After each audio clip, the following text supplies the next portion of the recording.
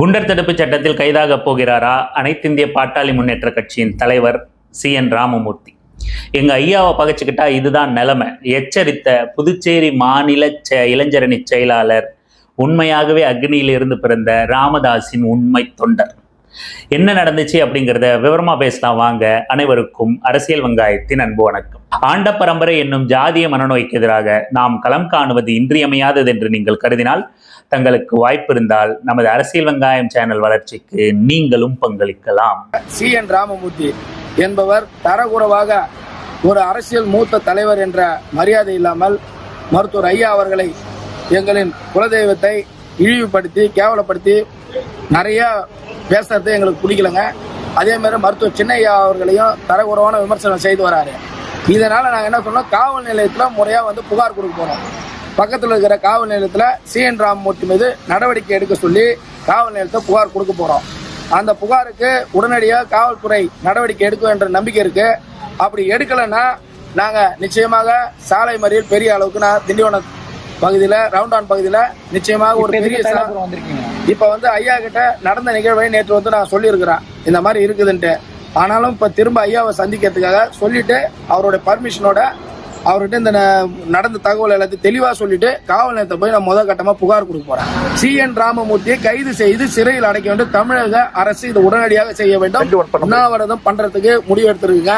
அது காரணம் CN ராமமூர்த்தி பேசக்கூடிய உண்ணாவிரதம் எங்க பண்ண போறீங்க? இப்ப நம்ம இருக்கக்கூடிய ஹைவே ரோட்ல நான் ஃபர்ஸ்ட் முதல் கட்டமா உண்ணாவிரதம் உட்கார. ஆமா, முன்பு பாட்டாளி சொந்தங்கள் அனைவரும் ஒன்றிணைந்து அந்தந்த பகுதியில் காவல்துறையில் புகார் கொடுக்க வேண்டும். CN ராமமூர்த்தியை கைது செய்யும் வரை நமது போராட்டங்கள் ஓயக்கூடாது. CN ராமமூர்த்திக்கு எதிராக பல்வேறு மாவட்டங்களில் வழக்கு பதிவு செய்ய வேண்டும். குண்டர் தடுப்பு சட்டத்தில் CN ராமமூர்த்தியை கைது செய்ய வேண்டும் தமிழக அரசு. பாத்தீங்களா, ராமதாஸ் அவர்களை விமர்சிச்சா, பாட்டாளி மக்கள் கட்சியை விமர்சிச்சா, பாட்டாளி மக்கள் கட்சியோட அனைத்து மாவட்ட பொறுப்பாளர்களும் கையில் எடுக்கிற ஒரே ஆயுதம், ஒரே உக்தி அப்படின்னு சொல்லலாம். அந்த உக்தி என்ன அப்படின்னா, மாவட்டந்தோறும் எல்லா மாவட்டங்களையும் உன் மேல கம்ப்ளைண்ட் கொடுத்து உன்னை கோர்ட்டு கேஸ்ன்னு அலைய விட்டுருவேன் அப்படிங்கிறது சட்ட ரீதியான ஒரு மிரட்டல். அதுக்கு முன்னாடி, இந்த சட்ட ரீதியான மிரட்டலுக்கு வர்றதுக்கு முன்னாடி முடிஞ்ச அளவுக்கு வன்முறையை கையில் எடுப்பாங்க, மிரட்டலை கையில் எடுப்பாங்க, குடும்பத்துக்கு மிரட்டல் எடுப்பாங்க. இது எல்லாமே ஒரே வகையான ஃபார்மேட் தான். யாரெல்லாம் பாட்டாளி மக்கள் கட்சி மீதும் ராமதாஸ் மீதும் அன்புமணி மீதும் விமர்சனம் வைக்கிறாங்களோ அவங்க மீது அந்த கட்சியோட நிர்வாகிகள் எடுக்கிற நடவடிக்கை, அதாவது கையாளுற உக்தி, எல்லாரும் ஒரே மாதிரி தான் இயங்குறாங்க. நம்மளுக்கு மிரட்டல் விடுத்ததை கூட உங்களோட பகிர்ந்திருந்தோம். அதுவும் இதே ஃபார்மேட் தான். கூடுதலா இவர் என்ன சொல்றாருன்னா, குண்டர் தடுப்பு சட்டத்துல CN ராமமூர்த்தி அவர்களை கைது பண்ணணும் அப்படின்னு சொல்லிட்டு சொல்றாரு. குண்டர் தடுப்பு சட்டம் அப்படிங்கிறது எதுக்கு கொண்டு வரப்பட்டது எம்ஜிஆரோட ஆட்சியில 1982 அப்படின்னா, கள்ளச்சாராயங்களை பெருமளவுல கட்டுப்படுத்த, முக்கியமான நோக்கமா கள்ளச்சாராயத்தை கட்டுப்படுத்த தான், போதைப் பொருட்களை கட்டுப்படுத்த தான் அந்த சட்டம் கொண்டு வரப்பட்டது.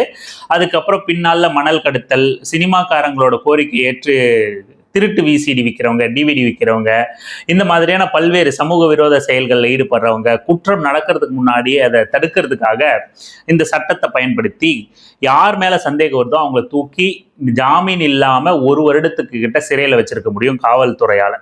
அதுக்காக கொண்டு வரப்பட்ட சட்டம். அந்த சட்டத்தை CN ராமமூர்த்தி அவர்கள் மீது பயன்படுத்தணும் அப்படின்னு அக்னி குஞ்சு ஒருத்தர் சொல்லியிருக்காரு. அப்படி பயன்படுத்த முடியுமா அப்படின்னா, ஒருவேளை CN ராமமூர்த்தி அப்படி ஒரு சமூக பதற்றத்தை ஏற்படுத்துறாரா, அவர் கலவரத்தை தூண்டுறாரா, கலவரங்களுக்கு ஏதாவது ஏற்பாடுகள் செஞ்சுக்கிட்டு இருக்காரா அப்படின்னா கிடையாது.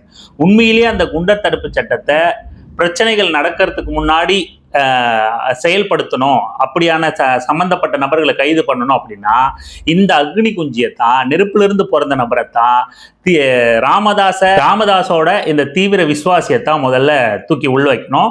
இது போன்ற பல்வேறு பாமக நிர்வாகிகளை தூக்கி உள்ள வைக்கணும். ஏன்னா இவங்க தான் CN ராமமூர்த்தி மீதோ அல்லது பாமகவை விமர்சிப்பவர்கள் மீதோ தொடர்ந்து கொலை மிரட்டல்களையும் அராஜக போக்கையும் வன்முறையையும் கையில் எடுத்துக்கிட்டு இருக்காங்க. இவர்கள்கிட்ட இருந்தெல்லாம் இது மாதிரியான நபர்களை பாதுகாக்கணும் அப்படின்னா இந்த நிர்வாகிகள் எல்லாம் தான் தூக்கி முன்னெச்சரிக்கை நடவடிக்கையா குண்டர் தடுப்பு சட்டத்துல தூக்கி உள்ள உள்ள வைக்கணும், ஜாமீன் கூட கொடுக்காம 1 வருஷத்துக்கு கிட்ட. அது மட்டும் இல்லாம இந்த கேட்டு முன்னாடியே நிக்கிறேன், ராமதாஸ் வீட்டு முன்னாடியே நிக்கிறேன், உள்ள போய் அவர்கிட்ட அனுமதி வாங்கிட்டு வந்து ஹைவேல உண்ணாவிரதம் உட்கார்ந்துருவேன் அப்படிங்கிறாரு. உண்ணாவிரதம் ஹைவேல உட்கார்ந்து பண்றதா அப்படிங்கிற கேள்வி இருக்கு. அப்புறம் பத்திரிகையாளரா அது இல்ல ஒருவர் அவர் ஐயா வீட்டு முன்னாடி உட்கார போறீங்களான்னா ஐயா வீட்டு முன்னாடி உட்கார போறேன் அப்படின்னு வளர்றாப்புல. இந்த நிர்வாகிகள்லாம் தொடர்ச்சியா இந்த மாதிரி செய்யறது உண்டு. எதுக்காக அப்படின்னா தனக்கு பொறுப்பு வேணும். பாரு, ஐயாவுக்கு நான் தீவிர விசுவாசியா இருக்கேன், ஐயா பாருங்க நான் உங்களுக்காக உண்மையா உழைக்கிறேன் அப்படின்னு தலைமை கிட்ட காட்டிக்கிறதுக்காக, தனக்கு பதவி பவுசு வேணும், எனக்கு ஒரு அங்கீகாரம் கொடுங்க, எனக்கு ஏதாவது 4 எலும்பு துண்டு தூக்கி போடுங்க அப்படின்னு கேட்கறதுக்காக தலைமைக்கு தன்னோட இருப்பை தன்னை தனியா காட்டிக்கணும் அப்படிங்கிறதுக்காக இந்த மாதிரியான வேலையெல்லாம் செய்யறாங்க. ஆனா உண்மையிலே இது தலைமைக்கு இவங்களை காட்டிக்கிட்டு அந்த கட்சிக்கு நன்மை பயக்குமா அப்படின்னா கிடையாது. இப்ப சிஎன்ஆர் அவர்கள்கிட்டயே நம்ம பல தடவை பேசியிருக்கோம். அவரு நம்மளோட பதிவுகள்லாம் பார்த்து தொடர்ச்சியா ஆதரவு கொடுத்து நம்ம கூட தொடர்பில் இருக்காரு. அப்படி இருக்கும்போது சில நேரங்கள்ல அவரோட நம்ம பேசுற வாய்ப்பு கிடைக்கும். அப்படி பேசும்போது கூட சொல்வாரு, நாம எதுக்கு தம்பி இவங்களோட தனிப்பட்ட வாழ்க்கையெல்லாம் பேச வேண்டிய தேவை இருக்கு, நமக்கு என்ன இருக்கு. அவர் சொல்வார், அவர் பேசுறது குறித்து அவரே தன்னோட சுய விமர்சனமா வச்சுக்கிட்டு சொல்வாரு, எனக்கு இந்த ராமதாஸ் பிறப்பு பத்தியோ சாதியை பத்தியோ குடும்பத்தை பத்தியோ பேச வேண்டிய தேவையே கிடையாது. ஆனா நம்ம ஏன் பேசுறோம் அப்படின்னா, ராமதாஸ் தான் தன்னை வீர சத்திரியன்னா எப்படி இருக்கணும், தோலை தூக்கிட்டு சுத்தணும். இதே வருஷனை தான் சீமானுங்கிற குடிகாரனும் நீ யாரு தமிழன், ரக்கிய தூக்கிட்டு இப்படி போனோம் பைத்தியம் மாதிரி அப்படின்னு சொல்லியிருப்பான்ல. பாமகவோட ஒரு நியூ வெர்ஷன் தான் நாம் தமிழர் கட்சி. ரெண்டோட செயல்பாடுகளும் ஒரே மாதிரி தான் இருக்கும். இங்க நீங்க புஜத்தை தூக்கணும்னா இவன் ரக்கைய தூக்கணும் அப்படின்னு சுத்திக்கிட்டு இருப்பான். அது நம்ம கம்பேரிசனுக்கு அப்புறம் வருவோம். அப்படி சத்திரியன்னா நீ புஜத்தை தூக்கணும். உண்மையான சத்திரியர்கள் எப்படி இருப்பாங்க, ஜாதி ஒரு அழகான சொல், நாடக காதல் அப்படின்னு தொடர்ச்சியா இன்னொரு சமூகத்தின் மீது வன்மத்தை தெளிக்கிறதும், தன் சொந்த சமூகத்தை இந்த மாதிரியான கட்டுக்கதைகளை மூட நம்பிக்கைகளை சொல்லி ஏமாத்திக்கிட்டு இருக்கிறதும் ராமதாஸ் குடும்பம் மட்டும் வாழ்ந்துகிட்டு இருக்கும்போது நம்ம அதை கேள்வி எழுப்ப வேண்டியதா இருக்கு. நீ சத்திரியன் சொல்லிக்கிட்டு நீ சொகுசா வாழ்ந்துகிட்டு இருக்க, உன் குடும்பத்தை படிக்க வச்சிருக்க, டாக்டர் ஆக்கியிருக்க, இன்னும் உன்னோட பேரப்பிள்ளைகள் எல்லாம் படிக்க வச்சு தொழில் பண்ண வச்சுக்கிட்டு இருக்க, தொழில் அதிபர்களா வளர்த்துக்கிட்டு இருக்க, நாங்க மட்டுமே சத்திரியர்களா புஜத்தை தூக்கிக்கிட்டு இருக்கணுமா அப்படிங்கிற அந்த கேள்வியில இருந்தோம். நாடக காதல்னு இன்னொரு சமூகத்தின் மீது வெறுப்பை வளர்க்குற. அப்படி இருக்கும்போது நீ ஜாதியை வச்சு மட்டுமே நீ அரசியல் பண்ணும்போது, அந்த ஜாதி வெறியை தூண்டும் போது உன்னோட சாதியை நான் கேள்வி கேட்கிற தார்மீக கடமை எனக்கு இருக்கு. என்ன தவிர வேற யாரும் இதை பேசல, கேள்வி எழுப்பல. அப்ப நாம பேச வேண்டிய தேவை இருக்கு அப்படின்னு சொல்லி அவர் தொடர்ச்சியா சொல்வார். அதுக்காக தான் நம்ம பேசுறோம்.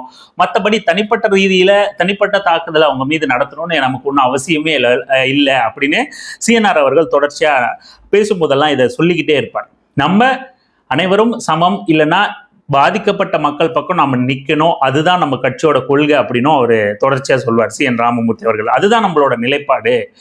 இவங்க இந்த மாதிரி பண்ணும்போது இவங்களை அம்பலப்படுத்த யாருமே இல்லாத போது அவ்வளோ உழைச்சிருக்காங்க கட்சி நிர்வாகிகள். நாங்கெல்லாம் சங்கத்தை ஆரம்பிச்சதுல இருந்து நாங்க இருக்கோம். எவ்வளவு உழைப்பை சுரண்டி ராமதாஸ் குடும்பம் மட்டும் வாழ்ந்துகிட்டு இருக்கு. இதெல்லாம் அம்பலப்படுத்துறது யாரு அப்படிங்கிற அந்த நோக்கத்துல பண்ணிக்கிட்டு இருப்பார்.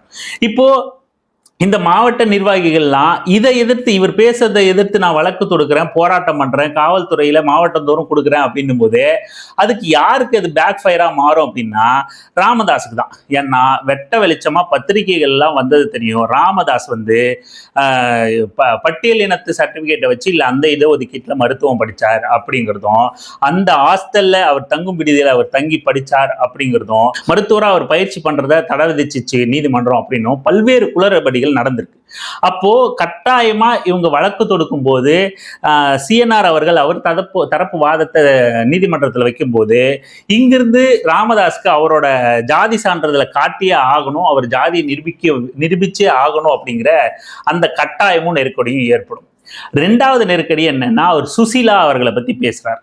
நீங்க பாமக காரணங்க நிறைய பேர் என்ன பண்ணுவாங்கன்னா, கலைஞர் குடும்பத்து மேல அவ்வளோ வன்மம், ஒரு தெருவே அவங்க குடும்பம் தான் இருக்கு, 2 பொண்டாட்டி 3 பொண்டாட்டி அப்படின்னு சொல்லிட்டு அவ்வளோ வன்மத்தை செலுத்திக்கிட்டே இருப்பாங்க.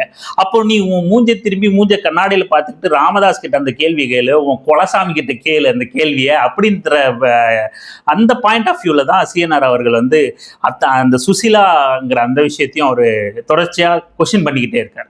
அப்போ நீ தேவையில்லாம எங்க ஐயா மீது குலதெய்வத்தின் மீது கொலசாமி மீது அவதூறு பரப்புறார் சிஎன்ஆர் அப்படின்னு நீங்க நீதிமன்றத்துல போய் வைக்கும்போது இவர் தரப்பு ஆதாரங்களை நியாயத்தை எடுத்துட்டு அங்க கோர்ட்டு முன்னாடி வச்சா இவரால நிரூபிக்க முடியுமா ராமதாஸால?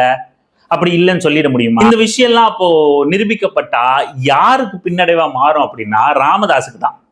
அதனாலதான் சிஎன்ஆர் அவர்கள் அத்தனை வலுவான குற்றச்சாட்டுகளை தொடர்ச்சியா மீடியாக்கள்ல, சேட்டலைட் டிவில, யூடியூப் சேனல்ல எல்லாம் பேசிக்கிட்டு இருந்தோம். பாமகவால வன்முறையை தவிர்த்து நியாயமா தர்க்க ரீதியில ஒரு வழக்கு தொடுத்து, அவதூறு வழக்கு தொடுத்து, மான நஷ்ட வழக்கு தொடுத்து அவங்களால கேள்வி எழுப்ப முடியவே இல்லை. இந்த அல்லு சில்லு அசுறு குசுறு எல்லாம் என்ன பண்ணுதுன்னா, தாங்க ஐயா யோகியவான், அவரு ராமன் தேடிய சீதை, சீதை தேடிய ராமன் அப்படிங்கிற மாதிரிலாம் நினைச்சுக்கிட்டு எங்க குலசாமி குலதெய்வம் ஐயா அவரு போய் இன்னொரு பெண்ணை ஏறெடுத்து பார்ப்பாரா அப்படின்லாம் இவனுங்களா கற்பனை பண்ணிட்டு ஐயா கிட்ட நல்ல பேர் வாங்கிடலாம், பதவி வாங்கிடலாம், பணம் வாங்கிடலாம் அப்படின்னு இவனுக்கு வழக்கு தொடுத்து, இங்க பாருங்க ஐயா நான் தான் நம்ம கட்சிக்காக வழக்கு தொடுத்திருக்கேன் அப்படின்னு அட்டண்டன்ஸ் போட நினைக்க, நீ கொஞ்சம் சட்டரை சாத்திக்கிட்டுறா வெண்ண அப்படிங்கிற ரேஞ்சில் தான் ராமதாஸ் அவர்களோட மைண்ட் வாய்ஸ் இருக்கு. இப்பவும் நம்ம இன்னைக்கு இவ்வளவு காலதாமதமா ஏன் போடுறோம்? காலையில நடந்துச்சு இந்த சம்பவம். அந்த அக்னியிலிருந்து பிறந்த நபர், புதுச்சேரி நபர், அந்த நபரோட செய்தி காலையில வந்துச்சு. சரி ஐயா கிட்ட பர்மிஷன் வாங்கிட்டு உண்ணாவிரதம் இருக்கிறதெல்லாம் சொல்லியிருக்காரு, ஐயா பர்மிஷன் கொடுக்குறாரா, இவர் ஹைவேல உண்ணாவிரதம் இருக்காரான்னு கொஞ்சம் பொறுத்திருந்து பார்ப்போம். நடக்காதுன்னு தெரியும், இருந்தாலும் என்ன நடக்குதுன்னு பார்ப்போம்னா ஒன்றும் நடக்காதுன்னு நமக்கு முன்னாடியே தெரிஞ்சதுதான். லீகலா அதை முன்னெடுக்க பாமகவும் ராமதாஸும், அன்புமணி ராமதாஸும் ஒருபோதும் விட மாட்டாங்க. ஏன்னா அப்படி லீகலா அதை முன்னெடுத்தால் அது அவங்களுக்கு தான் பிரச்சனையாகும். அதனாலதான் தொடர்ச்சியா மிரட்டல், வன்முறை, அவதூறா பேசுறது, அசிங்கமா பேசுறது அப்படின்னு பாமக எதிர்ப்பு விமர்சனதாரர்கள் மீது எல்லாம் இவனுங்க தொடர் தாக்குதல் பண்றதுக்கு காரணம். இப்போ நீங்க சிம்பிளா யோசிச்சுங்களேன், வீரலட்சுமி தெரியல உங்களுக்கு, சீமான் விஷயத்துல சவால் விட்டு பாக்ஸிங் ஒத்த வாடாடே அப்படின்னு சொல்லிட்டுலாம் சவால் விட்டாங்க இல்லையா? வீரலட்சுமியை உடனே அவங்க தமிழர் இல்லை தெலுங்கர் அப்படின்னு சொல்லிட்டு அவனுங்களுக்கு மூத்தர டெஸ்ட் எடுக்கிறதான வேலை. அதை உடனே அவனுக்கு தமிழர் இல்லை தெலுங்கர், தெலுங்கர்கள் இவங்களை ஏவி விட்டாங்க அப்படின்னு எல்லாம் ஒரு அவதூறை பரப்புனானுங்க. உடனே அவங்க சர்டிஃபிகேட்டை தூக்கிட்டு காட்டி, இங்க பாடுறா நான் வன்னியர் குடும்பத்துல பிறந்த பொண்ணு, என் ஸ்கூல் சர்டிஃபிகேட்டை நான் காட்டினேன், உனக்கு பில் இருந்தா உன் நொன்ன சீமானோட சர்டிஃபிகேட்டை காட்டுறா அப்படின்னு சொல்லிட்டு சவால் விட்டாங்க வீடியோ போட்டு. அது போல நீங்க உங்களுக்கு அவதூறு வருது, உங்களுக்கு எரிச்சல் அடையுது, உங்களுக்கு பிரச்சனையா இருக்கு சிஎன்ஆர் பேசுறது அப்படின்னா டபக்குன்னு சர்டிஃபிகேட்டை தூக்கி, இங்க பாரு என் மெடிக்கல் சர்டிஃபிகேட், இங்க பாரு நான் ஹாஸ்டல்ல தங்குற சர்டிஃபிகேட், இங்க பாரு என் ஸ்கூல் சர்டிஃபிகேட், எல்லாத்துலயும் நான் சத்திரியன் தாண்டா இருக்கு, டேய் நானும் மதுரைக்காரன் தாண்டா அப்படிங்கிற மாதிரி, டேய் சத்திரியம் தாண்டா இப்ப சொல்லுங்கடா பதிலே, இப்ப நான் தொடுக்கிறேன் அவதூறு வழக்குன்னு நீங்க சொல்லலாம். மான நஷ்ட வழக்குன்னு போட்டு அவர்கிட்ட ஏதாவது கோடி அப்படின்னு நஷ்டீடாவும் வாங்கலாம். அவர் இதெல்லாம் நிரூபிச்சுட்டா நான் பொது வாழ்க்கையிலிருந்து போயிறேனே சவால் விட்டார். அப்படி பண்ணலாம், ஆனா முடியாதே. இருக்கிறவங்க அந்த மாதிரி பண்ணலாம். நாம இப்பவும் அந்த சாதி கேள்வி எழுப்புறதோ இல்ல அவங்க இருளர் அப்படின்லாம் சொல்லி பேசுறதோ, எந்த சாதியும் இழிவானது இல்லை, சாதி மீதே நமக்கு நம்பிக்கை இல்லை, அதை நம்ம தெளிவுபடுத்துறோம். ஆனா சாதி வச்சு மட்டுமே பாமக அரசியல் செய்யும் போது அவரை அந்த இடத்துல அந்த புள்ளியில கேள்வி எழுப்ப வேண்டிய தேவை இருக்குல்ல. நீ நாடக காதல்னு பேசும்போது, நாம் சத்திரியர்கள் புஜத்தை தூக்குன்னு பேசும்போது, அப்ப நீயே ஏமாத்திக்கிட்டு இருக்க அப்படின்னு அவர் எழுப்புற கேள்வியை நாம தர்க்க ரீதியில ஆதரிக்கிறோம், வேற ஒன்றும் கிடையாது. மற்றபடி சாதியை பேசணும்னோ, சாதி சொல்லி அழைக்கணும்னோ, இந்த சாதியா இருந்தாதான் உயர்வு, இந்த சாதி இருந்தா தாழ்வு, இது அவமானம், இது ஒரு கௌரவமான ப்ரௌடான ஒரு சாதி அப்படின்லாம் எதையுமே அரசியல் வெங்காயமும் கருதுறதுல, பர்சனலா நம்ம சிஎன்ஆர் கிட்ட கேட்டதுல அவரும் அந்த மாதிரி கருதுறதுதான் நமக்கு தெரியல. நீங்க அந்த மக்களுக்கு என்ன செஞ்சீங்க அப்படிங்கிற கேள்வி எழுது. அந்த சாதியை வச்சு அரசியல் பண்ணி சொகுசு வாழ்க்கைய 100 தலைமுறை உட்கார்ந்தே திங்கிற வாழ்க்கையை ஏற்படுத்திக்கிட்ட நீங்க அந்த சமூகத்துக்கு என்ன செஞ்சீங்க அப்படிங்கிற அந்த கேள்வி ரொம்ப சாதாரணமா எழுவதன் காரணமா, சாதியே உங்களின் அரசியலின் மையப்புள்ளி அப்படிங்கிறதன் காரணத்தினால அந்த சாதியை நம்ம கேள்வி எழுப்ப வேண்டியதா இருக்கே தவிர வேற ஒன்றும் இல்லை. அப்படியெல்லாம் இவங்க போராட்டம் நடத்தவும் வாய்ப்பில்லை, அப்படி இவர் கைதாகவும் வாய்ப்பில்லை. ராமதாஸை விமர்சிக்கிறவங்களெல்லாம் கைது பண்றதா தமிழ்நாடு காவல்துறையோட வேலை. உண்மையை சொல்லணும்னா நம்ம முதல்ல சொன்ன மாதிரி பாமக காரங்களை தான் எல்லாருக்கும் மிரட்டல் வித்துட்டு இருக்காங்க, பத்திரிகையாளர்களுக்கெல்லாம், அரசியல் பேசுறவங்களுக்கெல்லாம், யூடியூபர்களுக்கெல்லாம் அப்படின்னு உங்களைத்தான் மாவட்டந்தோறும் நிர்வாகிகளை தூக்கி குண்டர் சட்டத்தில் ஒவ்வொரு வருஷமா வச்சுக்கிட்டு இருக்கணும் உள்ள. அதனால இது நடக்காது. மாநில இளைஞரணி செயலாளரா புதுச்சேரியோட இந்த நபர், அவரோட புத்திசாலித்தனத்தை உங்ககிட்ட தெரியப்படுத்துதா இந்த பதிவு. தொடர்ந்து பேசலாம், தொடர்ந்து இணைந்திருங்கள் அரசியல் வெங்காயம் சேனலுடன். நன்றி, வணக்கம்.